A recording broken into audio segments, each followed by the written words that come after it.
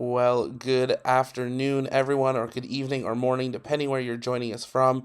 Welcome here to the Launchpad and our live coverage of the NASA news conference for the announcement of the Lunar Terrain Vehicle for the Artemis mission announcement. If it's your first time here, welcome. Take a moment, let us know in the chat where you're watching from, and even make sure you take a moment and engage that like button and share out the stream and invite people to join us as we are expecting this news conference to begin shortly. Today, NASA will host this announcement and announce which company or companies have been selected to move forward in developing the LTV, a lunar terrain vehicle, which will be used by Artemis astronauts to explore the moon's surface beginning in the later single-digit Artemis missions happening in the early 2030s. Today's announcement will be hosted by the director of NASA Johnson Space Center, the chief exploration scientist from NASA HQ, and the manager of the Extravehicular Activity and Human Surface Mobility Program from NASA's Johnson Space Center.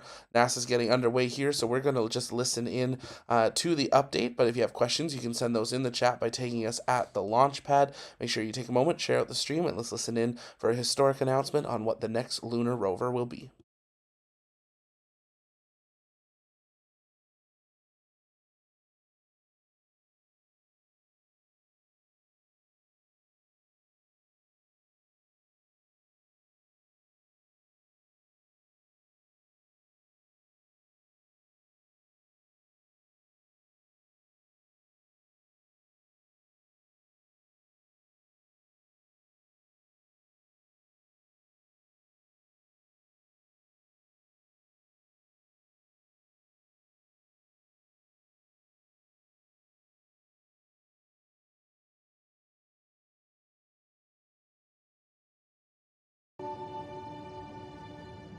Welcome to NASA's Johnson Space Center here in Houston, Texas.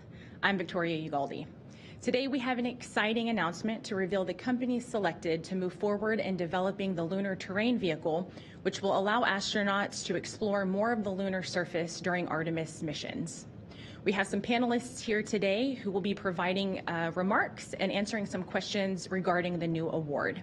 With us today we have Vanessa Weich, Director of the Johnson Space Center, Jacob Bleacher, Chief Exploration Scientist at NASA headquarters in Washington, D.C., Laura Kearney, Manager of the Extravehicular Activity and Human Surface Mobility Program here at the Johnson Space Center.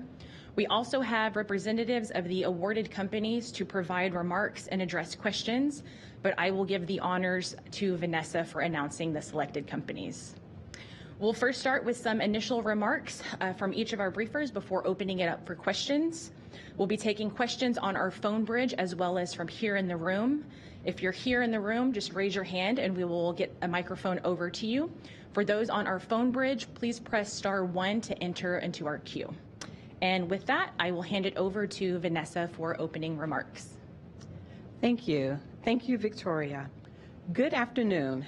NASA's Johnson Space Center is proud to continue exploration via NASA's Artemis Moon to Mars program. As the home to mission operations, astronaut training, human spacecraft development, systems integration, and program management of our premier NASA programs, I am pleased to talk about the accomplishments that happen here every day. At the Johnson Space Center, we are very proud of managing the International Space Station, where we are operating and conducting science 365 days of the year, and it not only benefits Earth, but it also is helping us with our exploration goals. Through the Artemis program, we will witness our nation's return to the lunar surface, this time establishing a sustainable human presence on the moon in preparation for missions to Mars. Building on commercial collaboration that started in low Earth orbit, we're fostering a commercial space economy with private sector and international partners. In view of this, I am pleased to announce, after a very thorough and rigorous procurement process, NASA is selecting 3 awardees to provide lunar terrain vehicle services. The awardees are Intuitive Machines, represented by Steve Altemus, CEO and co-founder; Lunar Outpost, represented by Justin Cyrus, CEO and founder; and Venturi Astrolab, represented by Jarrett Matthews, CEO and founder. Congratulations. Thank you. This capability is being added to the other Artemis elements. The excitement here is tremendous as we are training our Artemis II crew for an upcoming test flight to the lunar vicinity next year. These will be the first humans to venture to deep space since 1972, at the close of the Apollo era. They will board an Orion spacecraft on top of a Space Launch System rocket and be launched from a mobile launch platform at Kennedy Space Center. Our astronauts, engineering, operations, and health and medical teams are working with other commercial and international partners on vehicle and systems that will support sustainable lunar missions. Johnson Space Center is proud to lead other critical elements of the Artemis architecture, including commercial lunar payload services that provides robotic exploration activities, Gateway, which is humanity's first space station around the moon, as well as our exploration-capable, commercially provided spacesuits. In support of future Artemis missions, Gateway will play a key role in helping NASA and its partners learn how to live sustainably on another body. The Orion spacecraft will dock with the Gateway, and our astronauts will perform crew-tended operations while preparing for surface operations via commercially developed human landing systems. As astronauts explore the South Pole region of the moon during our Artemis missions, they'll be able to go farther and conduct more science than ever before, thanks to the Lunar Terrain Vehicle. Think of a hybrid of the Apollo-style lunar rover that was driven by our astronauts and an uncrewed mobile science platform. This will give the crew the capability to travel a distance much further from their landing sites. In addition, during uncrewed operations, the LTV will provide autonomous operations for science and technology. NASA and the Johnson Space Center workforce will continue to work closely with Intuitive Machines, Lunar Outpost, and Astrolab as they build the LTV, providing insight throughout the development and ensuring that the system is safe for our astronauts. Congratulations. Thank you. All right. Thank you, Vanessa. I'll now hand it over to Jake. Thank you, and thank you for having us, Vanessa. This truly is a exciting moment. So we're looking to the moon and continue to take steps with Artemis to build a blueprint for exploring space. I would like to congratulate Astrolab, Intuitive Machines, and Lunar Outpost for bringing forward your innovative and creative solutions that will provide new opportunity for exploration of the moon.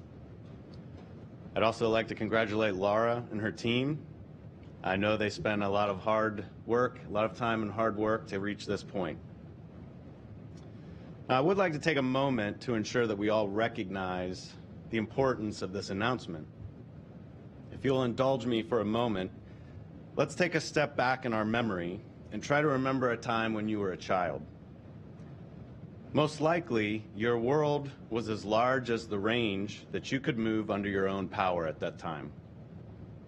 Now try to remember how it felt when you first gained the ability to move beyond the boundaries of that world. For me, that involved learning to ride a bike. Maybe for you, it was something different. Roller skates, roller blades, skateboard. Maybe it was a wheelchair, or maybe it was even access to public transit for the first time. Regardless of your technical solution, you could now reach places that were previously off limits to you. Enhanced mobility fundamentally changes one's world. It changes where you can go, it changes what you can do. Quite simply, it changes what you can learn. Science is our toolbox for learning, and enhanced mobility is one of the most important tools in that science toolbox. Science itself is one of our fundamental reasons that we're going to the moon. Science will help us learn about the moon, about how we survive in space, and that will help us build that blueprint for exploring away from the Earth. The moon is a treasure chest of science that can unlock the secrets of our solar system and teach us more about our home planet for the benefit of all. The lunar samples returned from the Apollo program dramatically changed our view of the solar system, our place in its evolution. And scientists continue to this day to unlock new insights from those samples. The diversity of Apollo samples increased when the lunar roving vehicle enabled exploration of more surface area per mission. That diversity of lunar knowledge is what we seek now. Observations from previous robotic explorers in space and even an impact mission on the surface have proven that permanently shadowed regions on the moon, including some craters in the South Polar region, contain frozen water. Yet we are only scratching the surface of knowledge that the moon has to offer us. Future samples from Artemis missions will increase that diversity of our knowledge about the moon. The discovery of water on the moon holds promise for both science and human exploration. NASA wants to understand how much water exists below the surface and whether or not we can access it. Better understanding of the sources and concentrations of this water will help teach us how the moon formed and evolved, and may provide resources for our future explorers.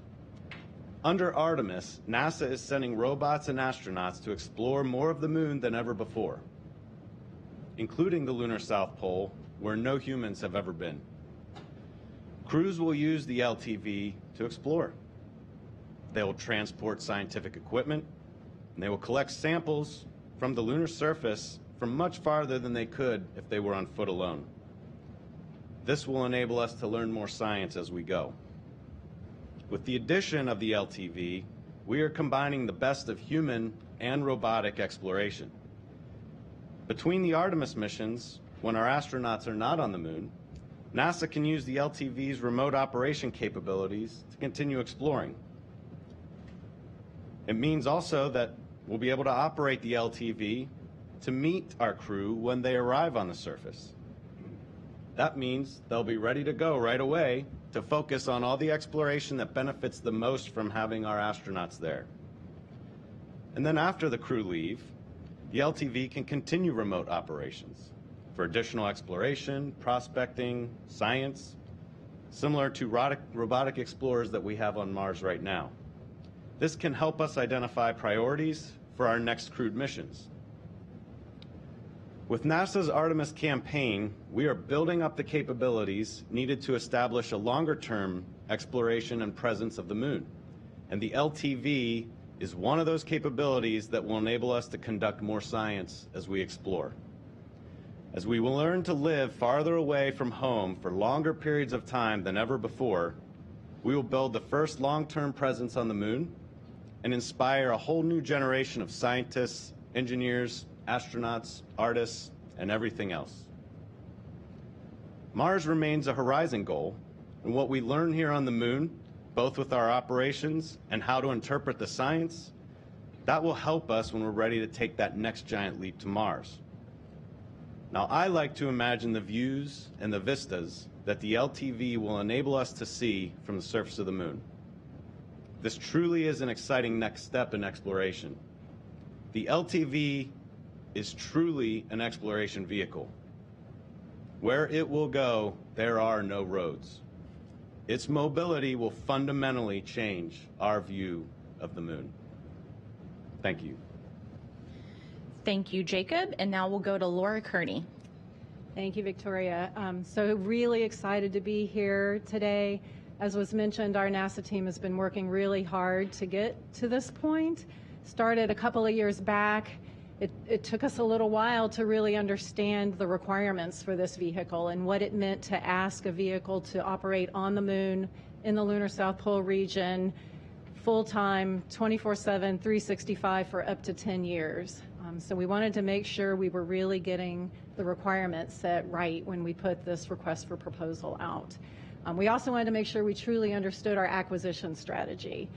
As was mentioned, we want to make sure we are pushing the commercial industry forward and making sure we are establishing a robust lunar economy on the moon. So it took us a little while to make sure we understood what that requirement set was.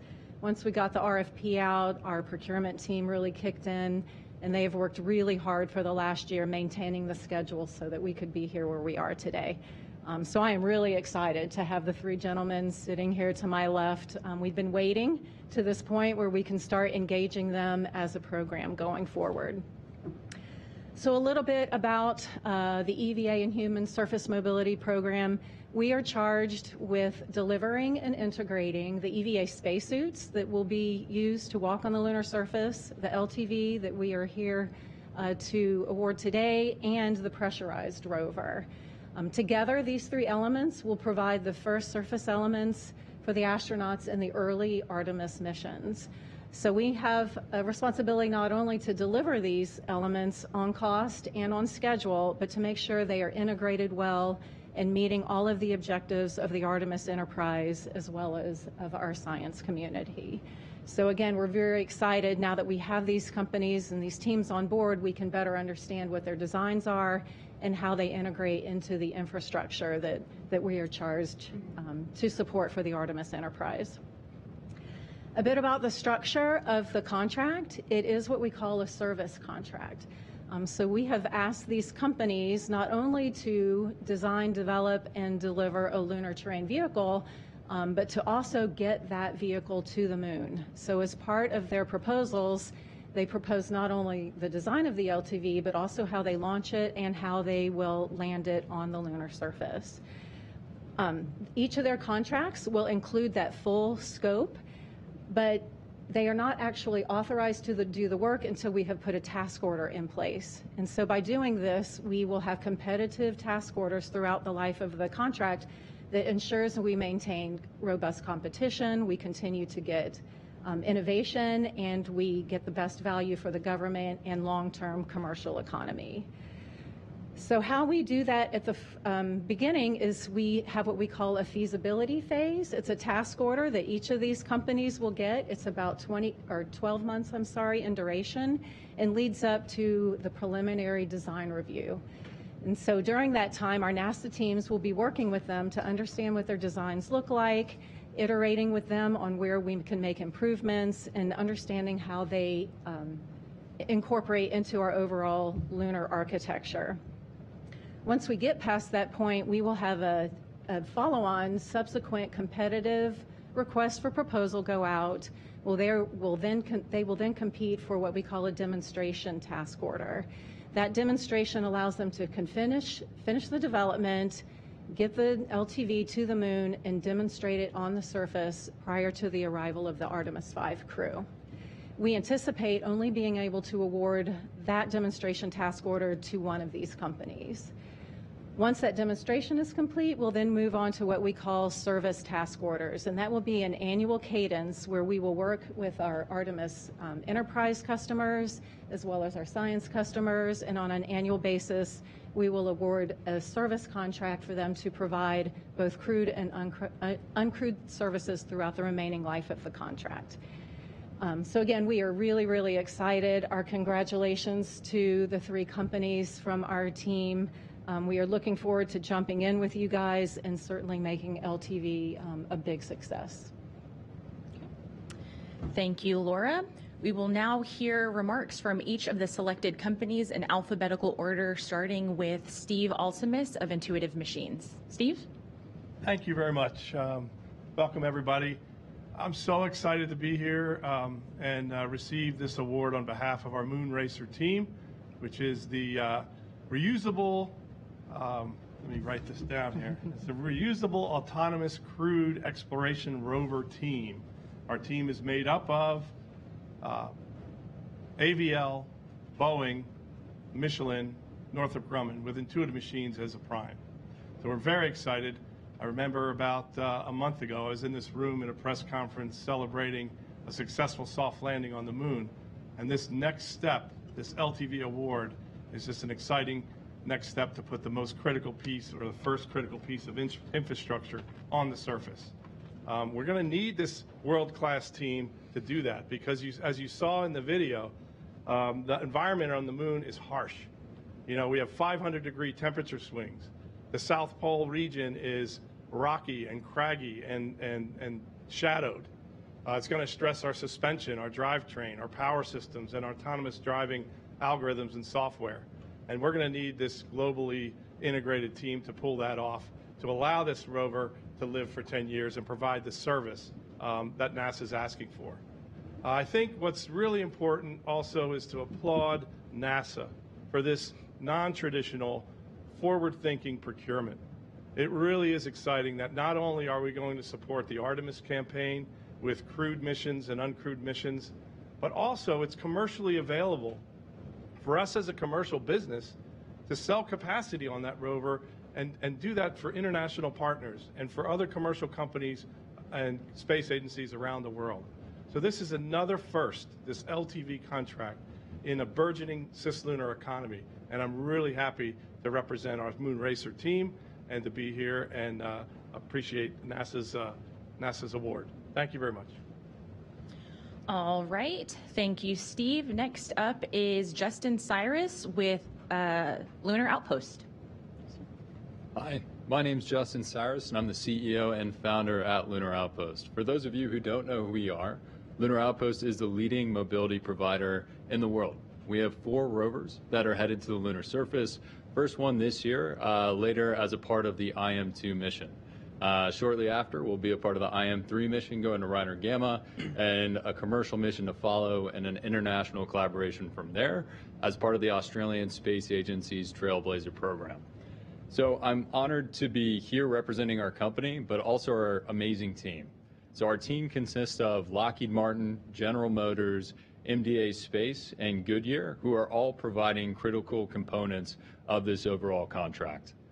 Now, our team combines proven human and robotic heritage, which is extraordinarily difficult to come by, and we're very fortunate to have as a part of our group. And what we're doing is taking not only this space heritage, but we're taking cutting-edge technology and automotive industry strengths to provide a true off-road vehicle capable of allowing us to live and work on the surface of the moon. With a strong focus on commercialization and enabling the new cislunar economy, our team is well positioned to help NASA take the next leap. As a part of the Artemis campaign, our LTV design emphasizes astronaut safety, alongside groundbreaking new capabilities that enable new mission profiles, including notably enhanced science mission returns, alongside building and maintaining infrastructure on the surface of the moon. I am truly humbled to be here on stage at Johnson Space Center, where as a kid, I grew up right down the street, watching the people of this center and watching the people of NASA continue to constantly push boundaries and explore new horizons. And that spirit of constantly pushing, improving, and exploring is what's led me to be here on this stage today. So first of all, thank you for that inspiration, and I really hope I am able to be a part of this program and inspire the next generation. Now, I do also want to thank NASA and Johnson Space Center for letting us have the opportunity to get humanity back to the moon and on to Mars, hopefully this time to stay. And I will do my best, and our team will do our best to make the most of it. Thank you. Thank you, Justin. We'll now hear from Jarrett Matthews of Venturi Astrolab. Jarrett? Thank you. Thank you for joining us today. Astrolab is on a mission to move humanity forward by building and operating a fleet of multi-purpose planetary rovers for transporting crew, supporting science and exploration, and robotic cargo logistics on the moon and eventually Mars. First, I would like to express my deep gratitude to NASA for giving us this opportunity to work alongside you on the LTVS project, and to the Astrolab team for working so hard for years on the LTV design and for putting together such a strong proposal. The Astrolab team is comprised of many incredible individuals with decades of experience in human spaceflight, mobility, and planetary robotics, and I'm so proud of them today. I would also like to thank our LTVS team members, Axiom Space and Odyssey Space Research, who are bringing to the team their deep experience in crew interfaces, crew training, flight software, simulation, safety and mission assurance, and mission operations. And finally, our strategic partners at Venturi, who are bringing their cutting-edge advancements in electric mobility, energy storage, and lunar tire design.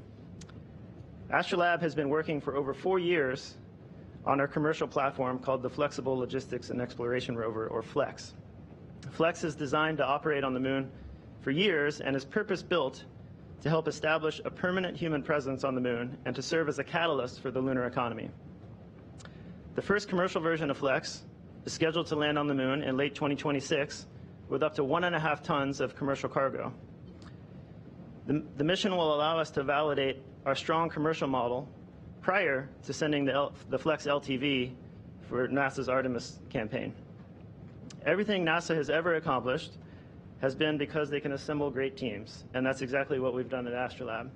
So on behalf of everyone involved with our team, we are honored, humbled, and so very much looking forward to working with NASA to deliver the most capable and versatile rover the world has ever seen. Thank you. All right, and thank you to all of our briefers for those initial remarks. We'll now move on to the question and answer portion of today's news briefing. For all media, both here in the room and on our phone bridge, please remember to state your name, affiliation, and to whom you'd like to direct your question to. And with that, and for those who are in the room, just raise your hand. So with that, we'll go ahead and get started. Hi, Eric Berger with Ars Technica. Thanks for doing this. Question for Laura. You talked about a 12-month feasibility phase, and then there's going to be a competitive RFP. I just want to understand how you're going to maintain competition, but also it sounds like there's just going to be one team building one rover, LTV, that actually gets to the moon for this program. And so at what point do you cut from 3 to 1, and how long does that last? It seems like it's going to be a fairly brief competition in that sense. The current plan, again, a lot of it is based on available budget. And so right now the intent is to just run this feasibility phase through the 12 months, as I mentioned, and at that point, one demonstration. But that said, this contract mechanism is extraordinarily flexible. We can bring task orders onto this mechanism at any time. So depending if another use comes in, we can certainly turn on another task order for another development or service effort. We also have an on-ramp clause that allows other companies to come onto this contract in the future should they have capability. So really it is a matter of objectives, requirements. If we have customers that come with additional funding, we have a contract mechanism that will allow companies to continue to compete for future demonstrations and service periods. Okay, thank you for that question. And just as a reminder, for those on our phone bridge, please press 1 to enter into our queue. And if you found that your question has already been answered, please press star 2 to withdraw it at any time. And with that, we'll take another question here in the room. Oh, thank you. Mark Carreau with Aviation Week and Space Technology. I have a few technical questions. And I don't know whether you've specified this yet, but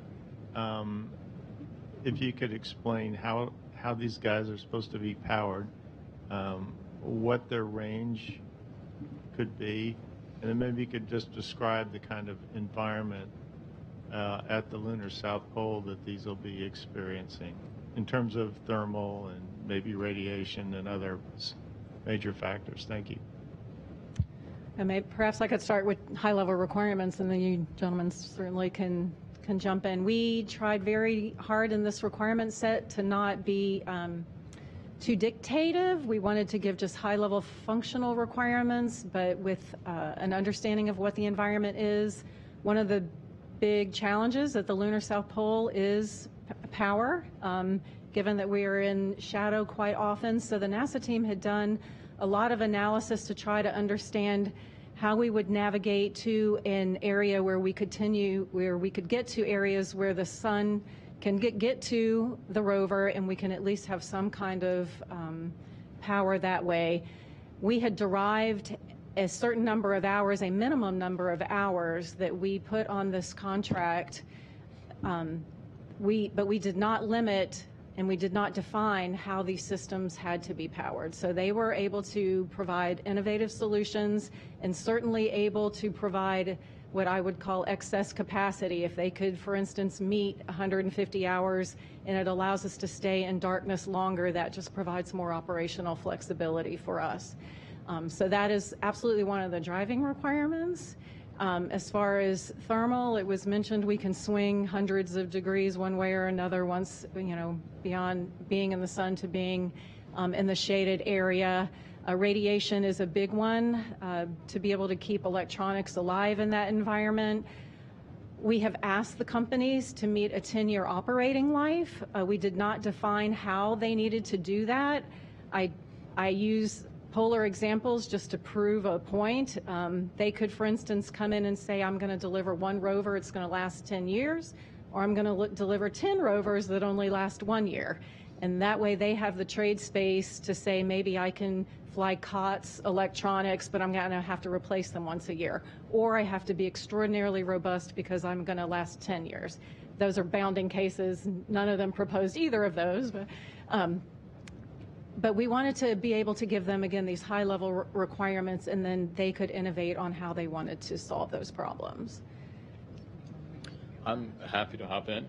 So our company and our team more broadly has some pretty cool technology around this. It's a big part of what we're actually figuring out over the course of our first 4 rover missions to the lunar surface, basically how to squeeze every last watt of power out of these battery systems and conserve that energy for as long as we can. So on our first rover mission, we're just lasting the lunar day, which is a much easier challenge to solve than what we're doing here as a part of LTVS. Second rover mission, all right, now you can start looking at potentially lasting a couple lunar nights. By the time you get to the third and fourth rover missions, then we're looking at operating months at a time, all the way up to years at a time, depending on how those technologies are tested. Another member of our team that we're extraordinarily excited to have is GM. So that's something that they are providing as a part of this overall LTVS program, is their new battery technology that comes with much higher energy density that can survive the extremes of the lunar surface. Of course, with a little bit of modification, but it's truly amazing energy storage technology that we're very proud to be bringing into the Artemis program. So our team over at GM will be providing our battery technology, and then Lockheed Martin and Lunar Outpost will basically be figuring out how to make the most of that technology moving forward, so we can not only survive the lunar night, but truly operate for many years at a time during the lunar day and lunar night. All right, thank you. Before we go to our phone bridge, we'll take one more question here in the room. Hi, Beverly Casillas for Space Scout. And I guess this one's also for Laura. What kinds of knowledge and resources is NASA sharing with these providers to kind of help accelerate the development of their concepts? We've seen, like with XEVAs, NASA provided things like the XEMU data, as well as resources like the Argo system to help with testing in the gravity environment. Could you provide any information about what kind of resources EHP is providing? Thank you. Yes, we are using a very similar model to what we had on, we call it XEVAS, it's the EVA acquisition. We've had a lunar LTV team working within our engineering directorate here at Johnson Space Center for quite some time, building prototypes, understanding requirements, trying to get an idea of what these systems might look like. And we make all of that data available to these companies in a technical library for them to use and learn from and leverage from. So all that data is available. As we execute this contract, we will have a NASA, what we call Insight team, which will work side by side with these companies, again, providing lessons learned and information back and forth. And then also similar to our EVA contract, we will utilize what we call government task agreements. And so as part of their proposals, they actually provided, we gave them information on what kinds of assets, whether it be a testing facility, materials, certain knowledge that we have here at the Johnson Space Center, and actually all centers across the agency. We made that available to them so that they could then propose back to us where they would like to use those capabilities as part of their overall proposal. So certainly Johnson Space Center here has a lot of facility capability, zero gravity or lunar gravity offloading systems that we anticipate them to use. We have some virtual simulation capabilities we anticipate them to use. And then, of course, this is where we will be bringing the spacesuits in and integrating the human element along with our crews and our engineering test subjects. And so all that capability is being made available to them as they go through the development process. Yeah, I'd answer that too. For Intuitive Machines and our team, we've made extensive use of the GTA process that NASA offered across multiple centers, and whether that's Ames Research Center for autonomous driving, path planning, they have some great algorithms that do that, and whether it's Goddard Space Flight Center for communications, or whether it's Johnson Space Center for the Argos gravity offload system. So there's quite a bit of capability in the agency, which we plan to leverage. That was part of our proposal and priced accordingly. So this is really going to be a government and private sector partnership that builds this LTV and delivers it to the surface. We've actually been testing our lunar tire prototype here at Johnson Space Center for the last year, as well as at NASA Glenn, through the NASA Announcement of Collaborative Opportunity program. So separate from LTV, but that technology is going to be applied to LTV. All right, thank you. And just as a reminder, if you are online on our phone bridge, please press *1 to enter into the queue to ask your question. And with that, we will go to Jeff Faust with Space News. Good afternoon. A couple of quick questions for Laura Carney. What is the dollar value of these initial task orders the three companies are getting? And then also, how many proposals did NASA receive for the solicitation? Thanks. I think I am probably going to have to pass on both of those since we are technically still in a blackout period with these companies. So once that blackout period is over and source selection statements are released, I think that some of that information at least will be available to you. All right, thank you, Laura. We'll take another question on our phone bridge. Kenneth Chang with the New York Times. Hi, thank you. So the question is, how much time will there be for other customers to use the LTV, and how does the coordination go between NASA and the commercial customer if NASA needs the rover at a certain place for the next Artemis mission? So we thought about that a lot, actually, and how we developed this RFP. We had to really strategize on different models for how we might establish those agreements. We understand, at least, we believe, in the early phase, NASA is going to have to be somewhat of an anchor tenant.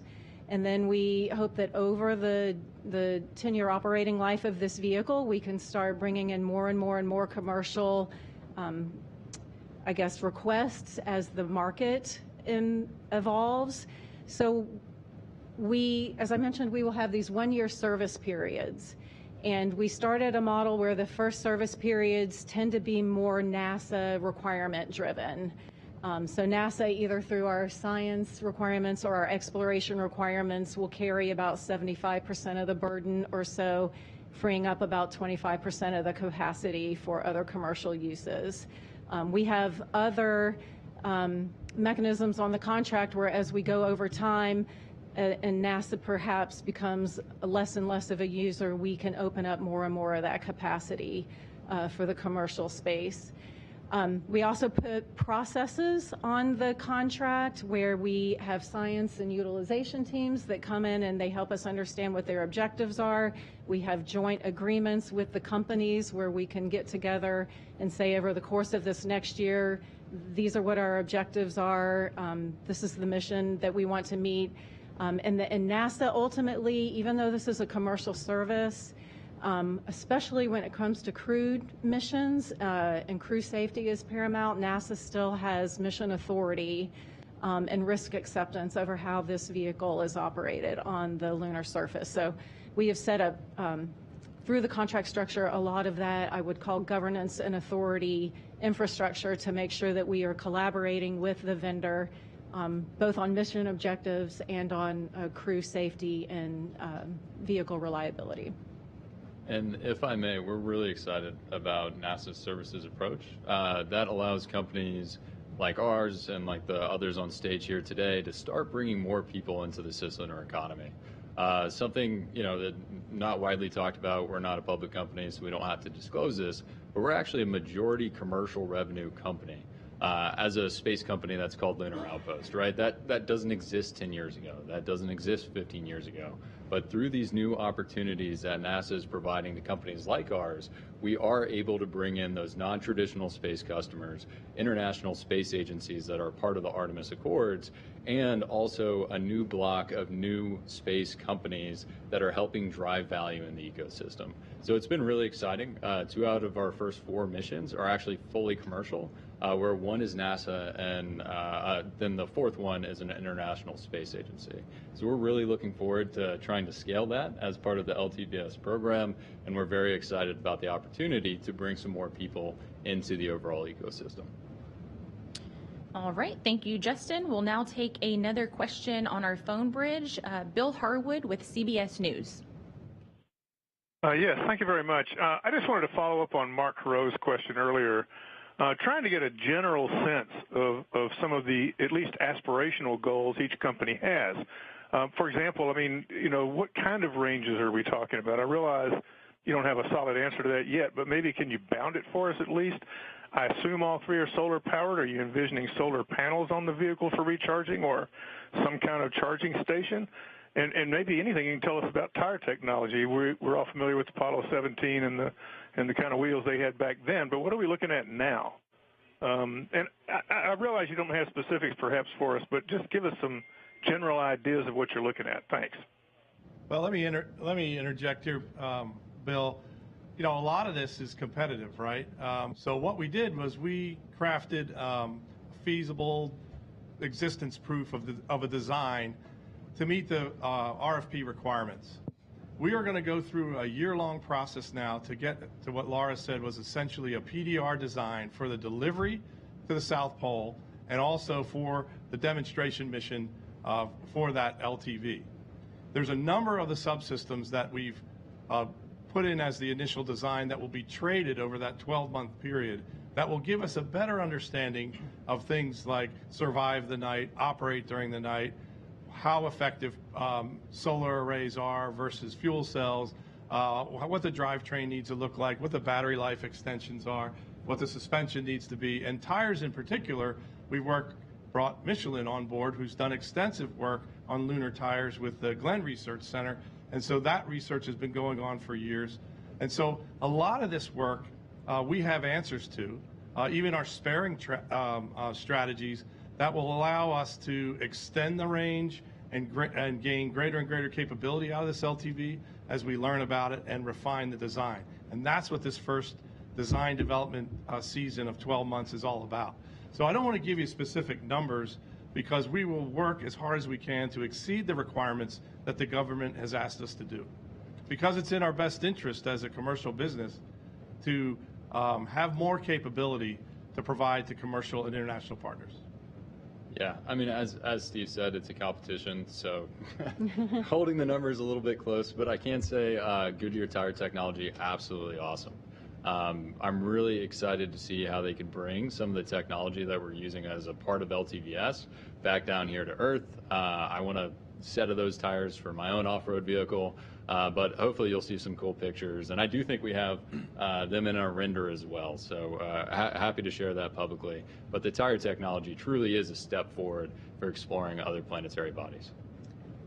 Yeah, and I'll just say, at Astrolab, we're a very hardware-rich, iterative design approach kind of company, and we built a full-scale, fully functional terrestrial prototype over 2 years ago now and have been doing thousands of hours of testing in the field with it. We frequently take it out to the Death Valley area in California, and that has allowed us to stress the hardware and actually try out our tire prototypes in the real-world environment, as well as in our environmental chambers that we have at our company. And so our tire technology has actually already been in thermal vacuum chambers. It's currently on an endurance test rig at NASA Glenn. And so we're coming into this with a lot of experience already with the technologies we're planning to apply here. Like my colleagues here, or the others on the stage here, we intend to exceed NASA's requirements. I can tell you, some of those requirements are that it travel 15 kilometers an hour, that it be able to traverse 20 kilometers in a charge, and be able to support a full 8-hour EVA. So all those are the base level requirements, and again, it's our intention to exceed those by quite a lot in most instances. All right, thank you, Jarrett. We'll now take another question here in the room. Hi, this is Eric Berger again. Question for either Jacob or Laura. I just want to get a sense from you of whether you think the commercial space industry is ready to step up to this challenge. I mean, the initial lunar rovers, from Apollo lasted for a few days, and now you're asking for something to last for 10 years in a very harsh environment, harsher than where the Apollo missions were. And so it's like a huge kind of a quantum step. And so first question is just give me a little bit of philosophy about why you think that sort of the industry is ready to take that step. And secondly, I just want to confirm this is planned to be landed prior to the third human landing on the moon, probably Artemis 5, but it's just be for the third human mission. Is that right? So I'll answer the second part. So again, under this contract, they have proposed their own mechanism for landing on the moon. So it is not really tied to the Artemis human missions. Our objective and our plan is to have an LTV on the surface prior to the Artemis 5 crew arrival. If they can get there earlier, we'll take it earlier. If it's there for the Artemis 4 crew, all the better. And certainly as soon as it's on the surface, it can start doing unmanned teleoperated science. So again, we're not fundamentally linked and tied to a specific Artemis mission necessarily. As far as whether they're up to the challenge, again, I mentioned we spent quite a bit of time gathering industry data through requests for information, trying to understand where we thought the state of the art was, what their capabilities were. I know we're asking a lot of these companies, but I think as you hear these gentlemen talk, I think they're up to the challenge, and we are certainly here to help them be successful. Yeah, Eric, I would add a comment to that in terms of a burgeoning cislunar economy or commercial economy. If you dovetail this with the commercial lunar payload service contract, we now are set for an annual cadence of mission deliveries to the surface of the moon. We've had our first successful mission. We'll have another one this year and another one early next year probably. That sets up for that delivery. And building off of the core of that experience, we can continue to evolve the lander technology to the point where we can get a reliable delivery system called Nova-D, which takes 1,500 metric tons to the 1.5 metric tons to the surface in the South Pole. So delivery is there, right? And we'll be there building on what NASA's already done to instigate the commercial market. Now, the stressor requirement that Laura and her team put out about the 10-year survival can be solved in many, many different ways. And so thinking innovatively about how to do that, dovetailing that with a sparing strategy. Now, if you have a regular cadence of missions, you already have a commercialization plan where we're seeking commercial business to augment what the government anchor tenant is. And then you say, on top of that, I can deliver spares, I can deliver additional rovers, whatever it needs to survive that 10-year requirement. Versus, do I have to invent something brand new where every component, including bearings and suspension and batteries, survives 10 years? So some of that thinking's gone in and you just haven't seen in the proposals. Yeah, and I agree with Steve wholeheartedly. I think because LTVS exists as a part of the Artemis ecosystem, we are able to leverage those other opportunities, whether it's part of the CLIPS program to prove out heritage on the surface of the moon, or whether it's to leverage high degrees of heritage of our partners and that testing that we can do here on the lunar surface that's going to happen as a part of these other programs as well. And that's something Apollo didn't have. When Apollo was putting the LRV on the lunar surface, it was the first time that rover was on the lunar surface. First time most of that technology was on the surface of the moon. So if we're able to test out not only the tires, which I mentioned earlier, Goodyear tires, in a vacuum here on Earth, but if we're able to put them on the surface of the moon understand exactly how they interact with that regolith and what that wear is going to be like over time, that provides us a lot more data and a lot more knowledge on how to meet these very difficult requirements that are a part of the LTVS program. So because of that Artemis ecosystem, that really allows us to have a much higher degree of confidence once we put this LTV on the lunar surface. Yeah, and I would just like to commend NASA for your process here. Maybe people aren't aware, but the first request for information for this program came out in early 2020. There was another one in 2021, a draft RFP, et cetera. And we were engaged in that conversation all along, and NASA has really, I think, taken to heart the industry input, not just on the technological limitations and the requirements, but on the commercial constraints that we're operating under and allowing for commercial activity on these missions. So really appreciate that. We have a similar strategy where we've already signed an agreement to go to the moon in 2026 to prove out our commercial model, and we've last year announced a number of companies who have signed up to go with us on that mission. And that mission, of course, will be a precursor to LTVS and allow us to learn and improve the system before it serves the Artemis campaign. Yeah, and I'll add a little bit about your point about the harshness of the environment. There are some areas in the polar regions that are extremely harsh. There are permanent shadows where we never see sunlight.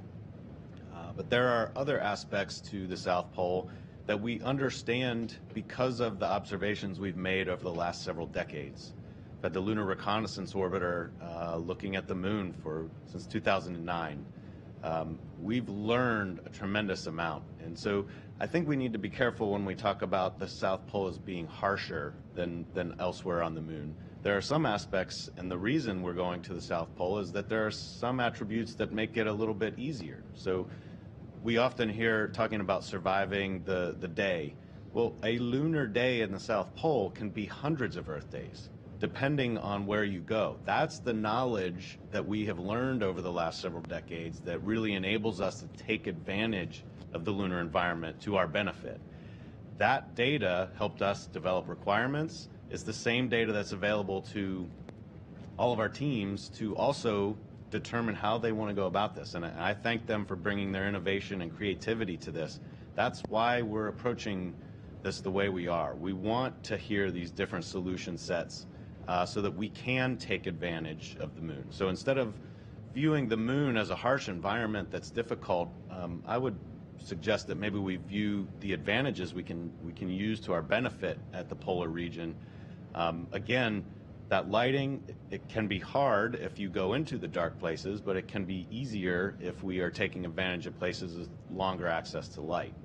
And so I think with the knowledge we have gained, the knowledge that's available to them, I'm confident in what we can do moving forward. All right, thank you, Jake. We'll take another question here in the room. Hi again, thank you. So with the understanding that we're early in the design phase, many features may be subject to change. Maybe you don't want to show all your cards just yet. But if you could, what newer innovative capabilities is each provider most excited about providing with their design? And how do you see that, helping your vehicle contributing to that sustainable lunar presence in the long term? Thank you. I didn't hear the whole question. Go ahead, jump in if you did. Sorry. Yeah. So what capability are you most excited about providing that may be new or innovative or different, if you can share? And how do you see your design contributing to that sustainable presence in the long term? For me, I'll lead off and have my fellow awardees talk. But, I have a strategy in Intuitive Machines where we don't necessarily aggregate all the risk into a single launch. So by providing components at a certain size in an economy, you can actually make more progress along the way. So like I talked with Eric's question about an annual cadence of missions, we can talk about resupply, we can talk about delivery of components and delivery of systems that feed the broader ecosystem or the broader economy. So if you have an SLS or a Starship launch to the surface, you tend to aggregate risk in that one vehicle. In this case, what we do is build a cargo variant, like your regional delivery in aircraft or your Amazon regional vans that deliver packages to your house. A tractor trailer doesn't pull up to your house and deliver your package. A regional van does. And so taking that regional delivery approach and architecture means that we've lowered the risk for NASA, we've lowered the cost of access to the lunar surface, and we've actually allowed more participants in the lunar economy. And that's what I'm most proud of. Yeah, so I think the aspect of our design that I'm most excited about, and it's in the name, Flex, is we have a novel modular payload capability, and that allows us to change out different cargo, different implements, different customers, and serve a multitude of use cases, again, to really serve as a catalyst for the lunar economy. You know, the lunar surface is going to need not just rovers, it's going to need power generation, power distribution, landing pads, berms, roads, habitation, et cetera. And we're developing a platform that can support all of those use cases as we go forward. Prior to starting Astrolab, I worked at SpaceX and worked on Starship, and really got excited about that capability and just the sheer tonnage that we'll soon be able to bring to the lunar surface, not only with Starship, but the other CLPS landers and the other HLS landers in work. And so soon, access to the lunar surface is going to transition from, once a decade, a few tens of kilograms to, once a month, hopefully, with hundreds of tons. And so we're at a point in history now where you can actually start to contemplate industrial scale activity happening at the lunar South Pole, and we're trying to build the platform to support it. And I'll chime in. I think my fellow awardees spoke pretty awesomely about the opportunity that's ahead of us if we do this right. To talk to your question about technologies that we're most excited about, I mentioned the batteries earlier. I think that's a critically important part to solve as part of the whole Artemis ecosystem, not just the LTVS program. So we're very excited about those. Those are coming from GM. I talked about the tires, but two of them that I didn't mention, and these are actually quite cool, and these are driven by the requirements that NASA provided. One requirement we have is we can't have more than 10 meters error on the lunar surface at any given time. This is without any infrastructure in place. We don't have GPS satellites around the moon. We don't have communication infrastructure, and we have to understand our environment and understand our vehicle dynamics to a point that we know exactly where we are on the lunar surface. And now that's not only critical for astronaut safety, but that is going to be a pretty awesome technology that I think we can bring back here to Earth that hopefully helps drive the adoption of autonomous cars in the future, that helps drive forward self-driving cars and vehicles, not only on the roads, but in some of these unconstrained and undefined environments. So that's the third. The fourth is remote operations. Now, this is something that's been a pretty difficult problem to solve in the mining and the resources industry more broadly. Remote operations during that teleoperation phase of the LTVS program has to be pretty clean, right? You can't be dropping frames, you can't be dropping packets. You have to be able to operate this vehicle with confidence, because this is, a pretty expensive asset on the surface of the moon, but at the same time, it's pretty critical to all of our commercial business plans to have this operating for years at a time on the lunar surface. So you don't want to hit a rock, right? That's not something you want to do. So you have to be able to operate in a way that provides that situational awareness remotely driving here on Earth, or be able to operate autonomously on the surface of the moon. One thing cool that Lunar Outpost just did last week is remotely operate the Australian Trailblazer rover from here in the United States. That was actually from our Colorado offices, which we were extraordinarily excited about. So we're starting to take bites off of those critical technologies that need to be a part of this LTVS program before we've even really gotten started here. But I do applaud the NASA team for putting these requirements in place to help push forward the cutting edge technology, because there's a lot of cool tech coming out of this. Awesome. All right, thank you. We'll now go to our phone bridge with Will Robinson Smith of Spaceflight Now. Yes, hi. Thanks for taking our questions today. Really appreciate it. Question for Laura Kearney, if I may. I believe Toyota is also developing its own human version of a lunar cruiser rover. So I was curious Was that factored into the award decision today, or is that operating on a completely separate contract that'll eventually weave into the Artemis program down the road, so to speak? Thanks.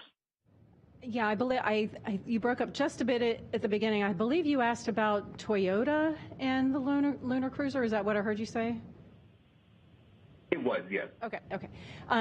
Yes, again, kind of back to where I started. Again, we have within the scope of my program both this unpressurized rover, which the LTV is, and the pressurized rover. And the Lunar Cruiser that you see, if you go Google it on the internet here with Toyota, is a pressurized vehicle. Both of those assets we are managing within my program. The idea is that they work together as a part of, again, a lunar system to support the crew. Where the LTV is unpressurized, it will likely be more limited in its range. A pressurized rover, when it comes along with the life support, will be able to extend the crew's range even farther away from a lander. So our concept is that the unpressurized LTV and the pressurized vehicle work together in some type of operational concept to support the crews and the scientific missions. I'm probably going to leave it at that. I would just mention we do have an announcement about a week from now related to the pressurized rover. So we'll be able to talk to you a little bit more about that in about a week or so. All right, thank you. We'll take our next question from Marcia Smith with spacepolicyonline.com. Thanks so much for taking my question. It's for Laura. The press release says that the combined maximum potential value of this is $4.6 billion. Could you talk about the time frame that covers? Is that between now and 2029 when you expect Artemis 5 to land? Because that's sort of like when you're thinking of the first one will land. And how much of that is for this initial 1 year part of the effort? Yes, so the life of the contract, I'm gonna quote it, and I'm hoping I'm gonna get it right. I'm gonna look right at my source board chair, but so we set it's quite a long contract. It's up to 15 years, and it is based on a 5-year development plus the 10-year operating phase that we've been talking about. So that contract value number that you see covers the entire contract scope over 15 years. And don't confuse contract value necessarily with budget. It's just a number that is on this contract that we are authorized to put these task orders out up to as objectives come on, and we want potentially to bring new task orders onto this contract. So the feasibility phase that is up front is only a small fraction, I would say, of the overall cost. It's, again, all of these companies have prototypes that they already have in place and that they're working. The first feasibility phase is really about, paper products and making sure we can get to a place where NASA can understand how well they are meeting our requirements. So the first phase is really not a significant overall piece of that cost. The demonstration phase is quite a big chunk, and then, of course, 10 years of operating services as well. So I think hopefully that answered your question. All right, thank you, Laura. We'll now go to Jim Siegel with Florida Media Now. Hi, everybody. Thanks for taking my question. I was actually going to ask a little bit about the pressurized system, so you've already answered that, Laura, but I did want to know from each one of the three awardees, relatively how many people are going to be working on this project for each one of your organizations? Are we talking about 10 or 15 or 500 or what? Could you speculate on what that might be? Thank you. Well, I would say this first phase is significantly limited, as Laura indicated, where it's really a feasibility of design and design maturation to preliminary design review. And so the way we strategized about that, we are certainly going to use all the team members to bring their talents to bear.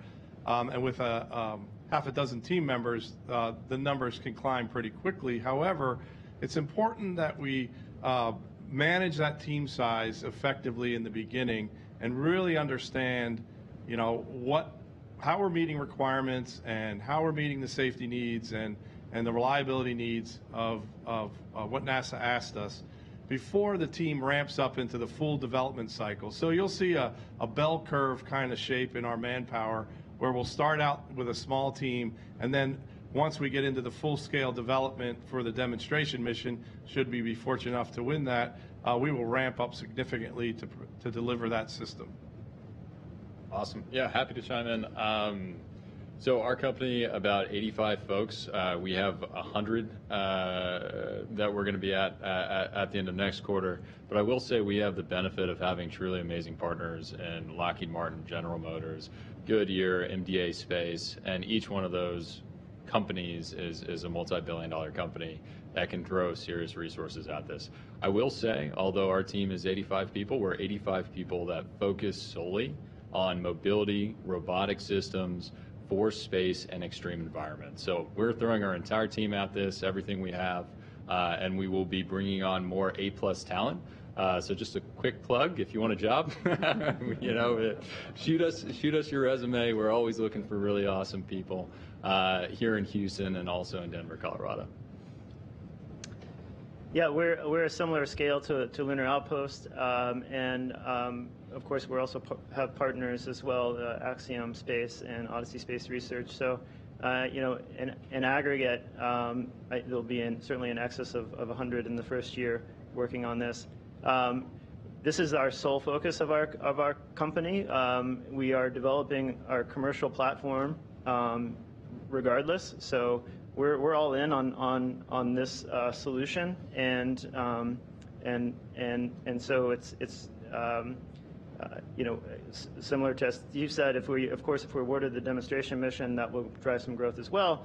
But this is our entire focus, and we look forward to working closely with NASA and providing essentially that focus to this problem. All right, thank you, Jarrett. We're going to go to our last question on the phone bridge with Ryan Catton of NASA Spaceflight Now. Thank you. I'm interested in the remote/autonomous operations that were mentioned. Is that going to be purely for moving the vehicle between different landing sites? Or will they be able to host science payloads? And if they can host science payloads, are they going to be able to be interchangeable by astronauts? Is it going to be more, or are they going to be permanently fixed for just thinking of the Mars rovers that we currently have? Thank you. Yeah, that's a wonderful question.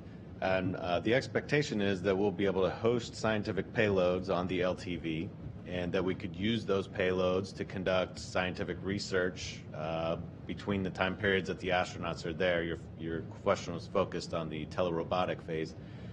So the goal is to be able to conduct research with astronauts, move astronauts around, help them get to locations they wouldn't otherwise be able to reach, and then to conduct continued exploration and science after they've departed. So the payloads, we don't know what they are yet. We'll be working with our directorates across NASA to identify that. But the rovers themselves, and anybody else can chime in here, are likely to have a suite of sensors to help with a lot of that telerobotic activity. So they really will be exploring, and that really goes hand in hand with science. It's collecting knowledge. It's learning about the environment. They'll conduct reconnaissance so that we know better how to move around in the future. You've heard them hinting about this, that that's iterative build and steps to learn how to do this work. And the science knowledge is kind of a backbone that we have. And we talked earlier about the environment and how much we've learned about the environment over the last several decades. And this is just a continuation of that effort to continue learning. And the capabilities that we've requested for the vehicles are to be able to host those payloads and support the astronauts when they're there.